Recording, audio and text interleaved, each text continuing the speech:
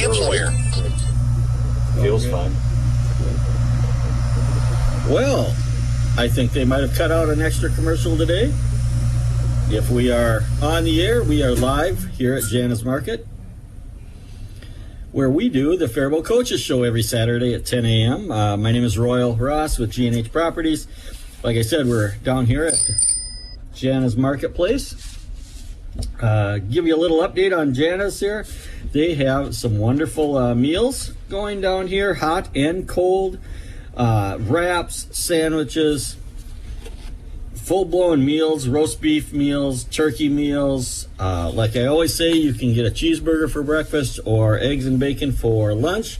Either way you want to do it. Their grill hours are Monday through Friday, 8 a.m. to 1:30 p.m. and Saturday and Sunday, 9 a.m. to 1:30 p.m. So come on down, grab a meal to eat here, a hot meal to eat here, and then grab something to go. They have prepackaged meals, all freshly made here at Jana's, and you just take them home or to the office, throw them in the microwave for 2-3 minutes, and you have a delicious meal with no work whatsoever on your part. So we'll get into the coaches show here today. We'll start out with wrestling. We had Faribault High School or Faribault area had 4 wrestlers compete at the individual state tournament this week. Isaac Yetzer at 152, JT Housen at 127, Chase Fargo at 114, and Elliot Veland at 189. Those are all the weights that they were at. So good job to those 4 young men making it to state tournament. Unfortunately, they all lost in the first round, but it is a heck of an accomplishment just to get to individual state tournament in wrestling. So we would definitely want to congratulate them. Now we've got a really cool guest today, and he is the coach for the Faribault Green Machine. And I'll let him kind of describe the Green Machine. So why don't you introduce yourself so all of our millions of listeners know who they're hearing from, and we'll go from there. I'm Hunter Conrad. I graduated last year from BA. First year coaching the Faribault Green Machine.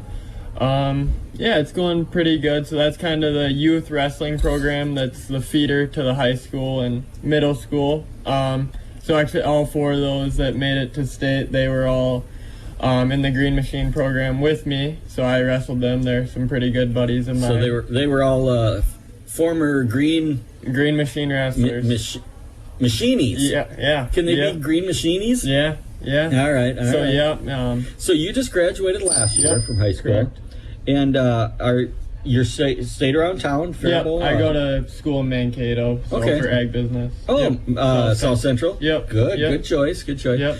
That is so cool that you're just 1 year out of high school and you're coaching the little kids. So what is the Green Machine ages? So it would be pre-K through 5. We have some 6th graders that'll come up with us after middle school. Okay, so pre-K through 6th grade. Essentially, yep. Yeah, okay. Yep. So how many young kids do we have out?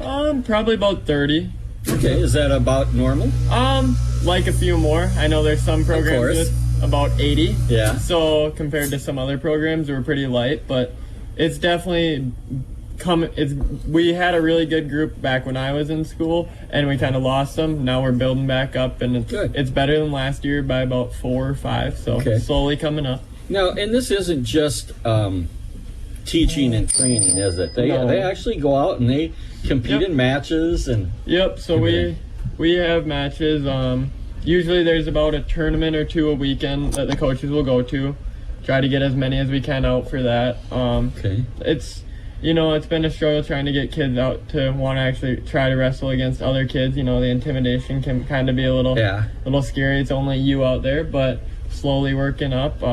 We just actually finished a scrimmage last Wednesday against Kenyon and Medford. So we had the North Gym at the high school, and we got some mat time there for them. It's the best way to learn is go out there and just wrestle and see what it's all about. And that kind of gives them a good perspective without a big crowd or trophies or anything. It's just go wrestle and see what happens. Go wrestle, have some fun, experience it.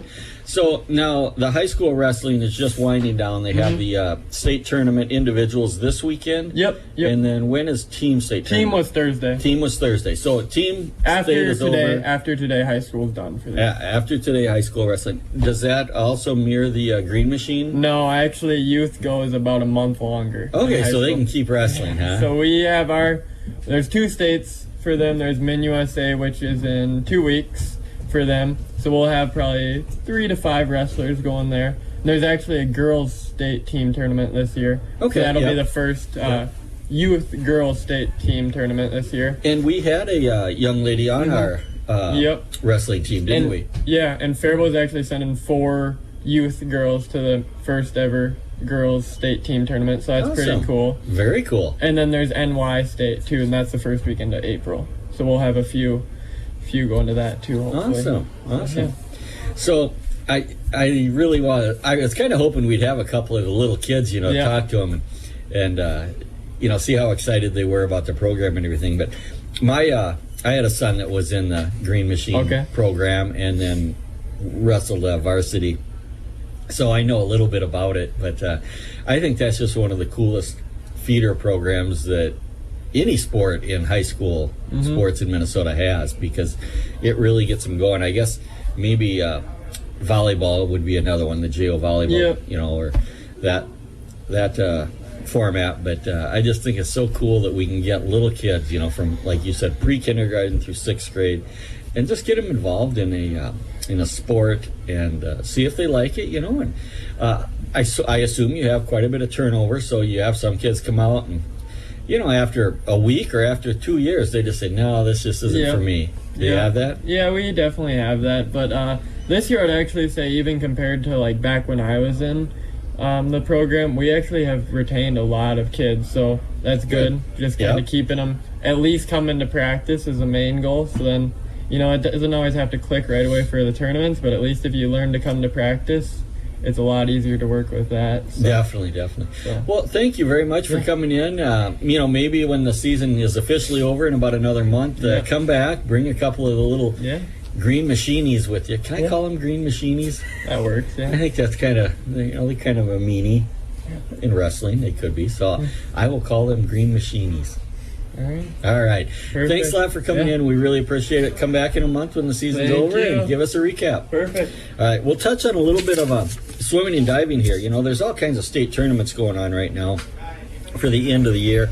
So we'll touch on swimming and diving, and then we'll talk to a couple of young lady basketball players here. But for the first time in, I believe it's 4 years, Faribault is sending some swimming and divers to the state tournament. In the 200 freestyle relay, Elliot Dashner, I hope I pronounced your name right, Elliot. Did I? Oh, I got a thumbs up. So Finn Larson, Declan Chappie, and James Hoisington. So they are competing today, so they're not in studio here, but I'm going to try to work on them to come in next week and give us a recap of their season. And like I said, those are for swimming in the 200 freestyle relay. And then diving, we have freshman Asher Ferris, who is just outstanding. Set a record earlier this year for the points in the diving competition, so we're definitely wishing the freshman Asher Ferris well. And the swimming and diving head coach, Charlie Fuller, he definitely has his hands full there. I believe he's been the head coach of the swimming and diving team for years and years and years, I believe. So hopefully we can get him in here and talk to him a little bit. So we'll bring in the ladies now to talk a little bit about girls basketball. Well, is your season officially over now, or? Yes. Okay. Well, why don't you introduce yourselves so they know who is speaking, and we'll take the season recap then. My name is Hallie Rice. I'm a senior on the basketball team. Okay. My name's Aaliyah Reyes, and I'm also a senior. So Hallie and Aaliyah. Mm-hmm. All right. And so tell us about the recap of the season. Just ended this week, is that correct? Yeah. And a couple of losses this week, right? Which is unfortunate, and that was in the regular season. Is that correct, or was that the that was our beginning of the tournament section? Yeah. Okay. That was our first section game. Okay. So overall, how do you feel about the year? Did you feel good about the year that we had? I definitely think that the skill was there. Like, everyone kind of clicked this year. It was a lot easier to. It was just the bond was there with everybody, so it kind of transferred onto the court. I think we looked a lot better than we have in past years. Good. But it just didn't. We didn't win a lot. Yeah. But it wasn't. We didn't lose by a lot. Okay. In most games, it was pretty close games, especially against the really good teams. We would hang with them for almost the entire game. So you learned how to be really competitive, Yeah. is what you're saying. And now, both of you two are seniors. Are we losing a lot of seniors? Yeah. Well, we just don't really have a big team to begin with. And we were, along with Riley Sietsma, we're the 3 starters and captains. Okay. So we're losing our entire starting lineup. And we only have 7 people on varsity this year. Oh, okay. And you're losing 5-0. We're losing 3. Oh, 3 But, out of the 5 yeah. starters. So Yeah, the other 2 seniors are managers. okay. Yeah. Okay. So then you've got a few underclassmen, and hopefully we'll get some more to join in. Is it a co-op sport, or is it just Faribault High School? Just Faribault. Just Faribault High School. Okay. But we pull up all of the middle schoolers. Oh, okay. So they come up. That's why our team is majority 7th and 8th graders this year. Okay, because I was going to say, I know in wrestling, 7th and 8th graders can wrestle varsity, so I was going to just ask you if 7th and 8th grade girls could play basketball, and you answered that for us. So, all right, we're done with the season, and you guys are done with your basketball career. How many years did you play varsity?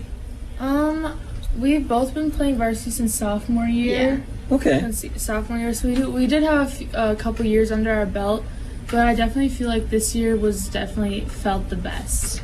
Like, I feel like we looked the best, we felt the best, not just us as seniors, but the whole team. Okay. Like, if you have watched us play in past years and then watched us play this year, it's a really big difference at what you can tell. Okay. And I have a lot of hope in them to grow and to become better. And like, I can see that they will. We just have to be patient and keep working. Okay. Now I'm going to put you on the spot in a minute here, and I realize I'm asking this cold, so I'll give you a minute while I blabber. But I'd like to talk a little bit about what do you think that, especially in girls' sports, what do you get out of the sport? What do you learn? What do you take with you when you leave? That transfers kind of into, we'll just say, adulthood, as you go off, whether it's to college or whether you enter the working market or whatever. But what do you think really enhances the girls' aspect of sports? I feel like it teaches confidence a lot. A lot of girls that are growing up everywhere just like don't really have the confidence. And I feel like sports really helps bring that confidence out and brings that part of a girl out that can't really be found anywhere else, because like it shows their true competitiveness, their true like they're willing to work hard. Yeah. And obviously like the relationships you make through sports are like long lasting. Like Aaliyah here's been my best friend for forever, and like if I never would have joined basketball, I never would have had her. Okay. Did you know you were her best friend? Yeah. Oh, you did? Okay. Okay, you kind of knew that. So, would you agree with her? I mean, can you enhance that at all? As to, what do you think? I think that it really does build on confidence, because I don't know about boys' sports, but definitely girls' sports, it's competitive, but it's not like you have to be good at every single thing. You find something that you're good at, and you compete with like 2 or 3 other people that are good at your specific skill on your team. And it just really helps you realize, like, oh, everyone does have a place when you're good at something. Okay.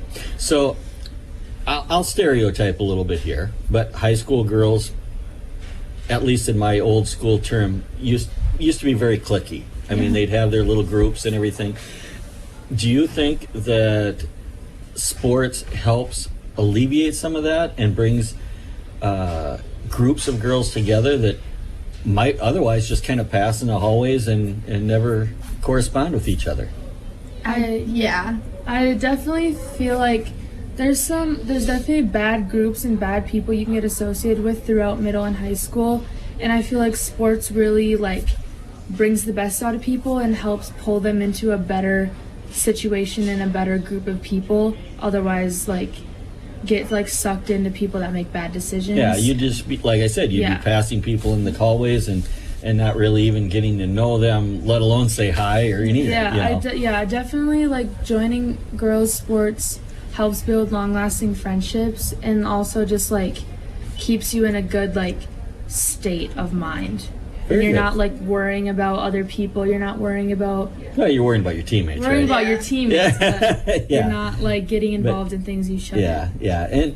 And I remember just from talking to you throughout the season, this team is pretty much drama-free, isn't it? Yeah. Yeah, which is outstanding. Yeah, we've had the same team for the past 4 years. We only graduated one senior last year and none the year before that. So we've been with each other the entire time, and I feel like that really helps. But even with the new girls, it's just they kind of just join. Yeah. But now I would have to imagine that drama-free atmosphere comes from the leadership, comes from the captains. You two are two of the three captains, so I would assume that you guys would, you ladies, would have something to do with that atmosphere, and I think you should be very proud of that because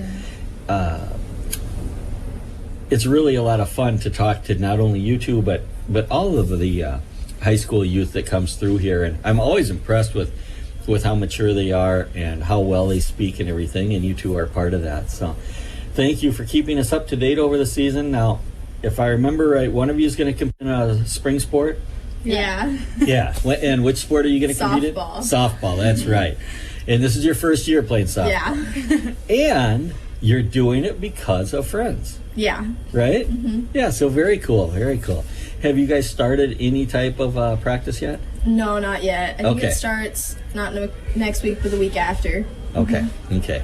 Well, I cannot wait to talk to you, in 4 weeks, 5 weeks, 6 weeks about the softball experience, and really not even about, your abilities and stuff, but just what it's like to come on as a senior, sign up for a new sport just because of friends, like the same thing we've been talking about here, and just kind of give us an idea of how that goes. So I will really look forward to that. Now, I'll put you on the spot that you have to come back now. Yeah. And no sports for you this no, I'm doing spring, some coaching with the youth volleyball teams. Oh, so, okay, great. Yeah, because you are a volleyball player, correct? All right. Well, thank you both very much. I know where you work, so I will track you down again, and I want updates on softball. Thank you. Right. Thanks a lot. Have a nice day. All right, let's see what else we got here. One thing I want to bring up is next Saturday and Sunday, March 9th and 10th, we have Spike Fest, which is a local volleyball tournament. It's an adult tournament, and it's run by Chris Willock and Mike Jarvis. And the unique thing about that is that it's an adult tournament, but all the proceeds from it go to the Tommy Allen Scholarship Fund. And the Tommy Allen Scholarship Fund helps pay for entries or fees for high school and youth in general, activities, sports, things like that. So it's a great program.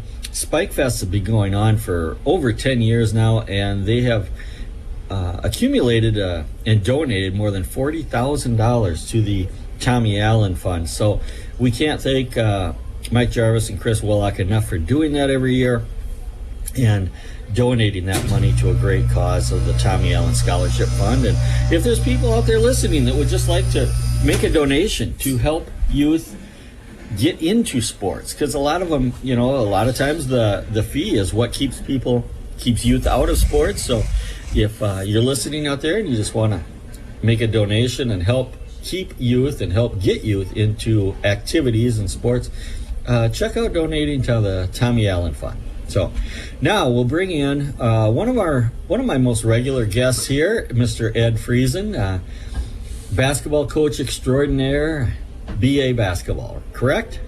Correct. I don't know about the extraordinaire part, but yes. Oh, yes. So you've been wounded a little bit over the last couple of weeks. You missed a couple weeks, and I'll give you that. You had a good start to the week. BA boys had a play-in game. In other words, you play in to get into the state tournament. Is that correct? Yeah, well, or opening round playoff. Okay, you know, whatever you want to call it. You know, when anytime, you know, so our section has 20 teams. You know, so when you set up the brackets, you know, if you have 16, right, that's a perfect bracket. Perfect bracket. So then when you have more than 16 but less than 32, then you have, you know, what we call the play-in games. And did I see you guys were seeded like 17? Yeah. So you just missed that bye in that first round? Yeah. Well, we probably would have been playing that night regardless with where we were for our one-loss record. We were hoping that we would have gotten seeded a little bit higher and would have had a home game that night. You know, we had beaten Glenville Emmons, you know, a couple weeks ago, and but you know, they had a couple more wins than us overall, higher QRF ranking, so they ended up getting seated higher than us, but we were hoping that, you know, because of that head-to-head competition, that maybe we would have gotten a few votes to go our way, but So this play-in game, or the first round of the tournament, was last Monday, I believe, and you played Leroy Ostrander. Leroy Ostrander. That's kind of a mouthful. It's not as many words as some teams, but tell us about that game. I know it went our way, and we won to continue on. So. It was a tough ball game. We got off to a slow start. We trailed most of the ball game. You know, just like I said, we just got off to a slow start, and they're two guards. They're brothers. One's a junior. One's a freshman. I can't think of their first names, but their Hungerholt is their last names. They those two combined for 54 of their team's points. Wow, that's not bad for a guard, huh? Yeah, you know, so. The older one, you know, he was having some success driving to the hoop and so on, and you know, it just took us a while to you know, to start taking things away and finding the right matchups to get things stopped. And so I don't know if it was at the 6-minute mark, 5-minute mark, but somewhere in that area where we ended up taking either like a 55-53 or 57-55 lead, something like that, in middle 50s. Zach Lanners, one of our juniors, we ended up having him guarding the older Hungerholt, and Zach's about 6'2", and then he's got arms that are also about 6'2", and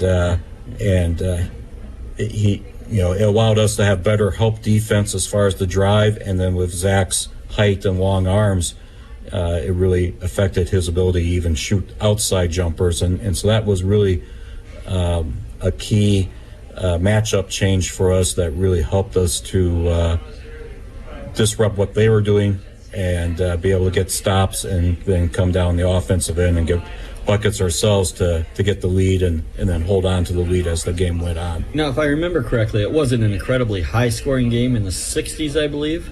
Yep, it was. In the 60s, and the two brothers scored 54 points for the other team. Yep. So the rest of their team, did the brothers ever give them the ball? Or No. I mean, I'm sure they shared it and everything. Yeah, but it's just, I mean, they were hot that night and stuff. So those two are an important part of their offense. One of the other kids for them that, you know, that we saw, you know, on film, you know, that would take a number of shots, he just had a bad night shooting, and so he didn't necessarily score that many points. And you know, and you know, Aaron Huerta is a great defender for us, and so as far as some of the other stuff inside, you know, we just did a very good job there with that. So that was on Monday night, and it was a win for the BA Cardinals, and had to be a good bus ride home, you know, because it was an away game, right? I assume it was a good bus ride home. Oh, I didn't ride the bus. Yeah. All right, let's assume it was. But your reward for that great win was having to play the number 1 seed. Yep. Blooming Prairie. Yep. And so, it kind of went about how you would expect a number 17 seed playing a number 1 seed. Probably kind of went about the way you would expect. What can you tell us about that game? Well, to be honest, it was a good game for us. We played well. I mean, we played Blooming Prairie twice already this year, and both of those games earlier in the year ended up being blowout games where we ended up losing by 40 plus points both times. But playoff basketball, the boys had the absolute right attitude going into the game that if we take care of the basketball on the offensive end and then a couple adjustments that we made on defense, we're going to play hard, and we're going to play hard from start to finish. We're going to make them earn any victory they get. It was a pretty competitive game, if I remember correctly. Yep. I mean, we jumped out to a 6-0 lead, and then the game was kind of close for a good chunk of the first half. In I don't know, 18-19, something like that, was a score there with 7 minutes to go, 6 minutes to go, or whatever, and we got stuck at 18. We missed some shots and whatever, and so then we went in at halftime down by 10, and came back out in the second half, again playing hard, made plays, throughout, the whole second half, but we just couldn't dig into that lead and have a few turnovers, a few missed shots that Blooming Prairie was able to get out and run on and open up their lead a little bit more. But yeah, I mean, we're very proud of the effort of the team that night, and they gave it their all. And they had a good season, didn't they? Weren't they around 500? Well, we started the year. We started off the year 1-12 for our first 13 games. And then we went 7-8 over our last 15 games. Okay, that's what I was thinking of. Yep. Was the last, the second half of the season you were. Yep. Second half was much better, 7-8, like I said, and we had 4 losses. Of those 8 losses, 4 of those losses were single digit, 1 in overtime. So the second half of the season was definitely better, and maybe a few plays here and there, a few made free throws here and there. Maybe we would have been better than 7-8 over those last 15 games. But that's the way it goes. So, Yep. Yeah. Do you coach any spring sports? No, I do not. What are you going to come in and talk to me about? You're going to have to follow all the BA sports just so you can come in and talk to us, and give us a rundown of how the BA teams are doing. Well, the spring's a little bit of a different story because we just run our own softball program, and then track and baseball and golf. We're co-op with Faribault High School for those sports now. Okay. So you do have a standalone BA softball team, girls softball team. Girls softball. Okay, good. Yep. Well, I'll definitely be following those ladies and seeing how they do. So, Ed, I can't thank you enough for coming in.